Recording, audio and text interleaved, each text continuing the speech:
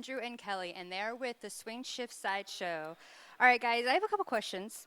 Unfortunately, this is a great show. I've never seen you guys. How many times have we tried to make this happen? many. Yeah, too many times. It's like, it will happen. But unfortunately, I won't be able to show all the footage. And I guess we know why. But We also do PG shows. okay, there you go. Well, there you go. They have PG shows for all the family members watching. Okay, how long have you guys been doing this? I taught myself how to sword swallow about 9 years ago, but I've been on stage for about maybe 8 years, part-time, here and there, and more frequently in the last 3 years since I've hooked up with her. Now, how long have you been doing this? About 3 years. Now, can I ask, what makes you decide, wake up in the morning, you're like, you know what? I feel like swallowing a sword. Well, I don't know if I wake up in the morning, but it's what gets me to wake up in the morning, to feel like I've actually accomplished something, like I'm doing something, like people go, I want to build a hot rod, or I want to climb Mount Everest, or I want to learn how to skate, or whatever. This is just something that gives me drive to keep staying alive, basically. Did you have someone that you looked up to? Did you see someone on stage and was like, I can do that better? Like, what made you like really start doing?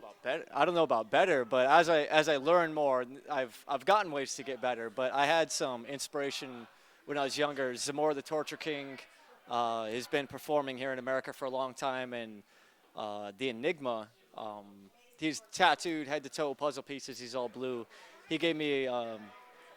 He was the only documentation I had for like 3 years when I learned how to sword swallow back when I was 17.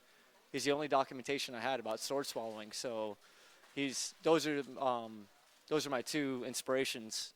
The other ones are just yogis and sadhus and the mystics of the Middle East, learning how to control their body.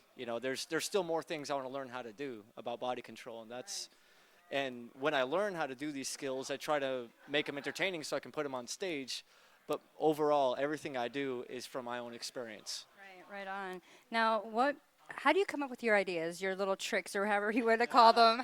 I started off, I was in a band when I was like 17 years old, and I used to smash my face into concrete, strangle myself, and do all kinds of wild and wacky stuff.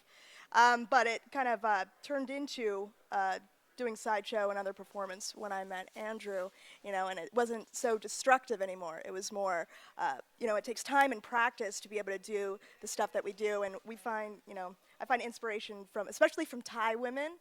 Yeah, Bangkok. Yeah, but Right now, the one trick that we just, you won't see this, but the blank dart trick. Now, did you come up with this idea? No, I did not. It's been around for a long time. I'm sure it comes from more than just Asia. I'm not sure exactly where else it would come from. Bangkok Red Light District, they always have the shows.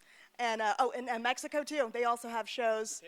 Ping Pong Girls, and they do everything from razor blades to dropping change. I mean, it's absolutely amazing what they do. And it takes a lot of practice. It's Cherry tomatoes into glasses, or so people can hit them with bats and stuff like that. We're moving up. We're progressing slowly, one step at a time. Now, this is around the Halloween time. Is this like your busiest time of the year, obviously? Yes. Yeah. Like, where have you traveled with doing the show? We've been flown out to New York, Utah. I've been there often. I lived there for a little bit. I've done shows in Hawaii. That's where I'm from, so it wasn't that hard. We've done shows in Portland, Oregon, Washington, California, all over California. Tijuana. We did a show in Tijuana. We didn't know we were doing a show until we got there. Then that's a whole different story. But mainly we're here in Vegas. I've done a handful of the casinos. We do a lot of just wherever who's paying us a good amount of money, we're there, Well, since this is Vegas and, it's all the bright lights, big city with the showgirls and the magicians, do you find it hard to find shows, like gigs to play at?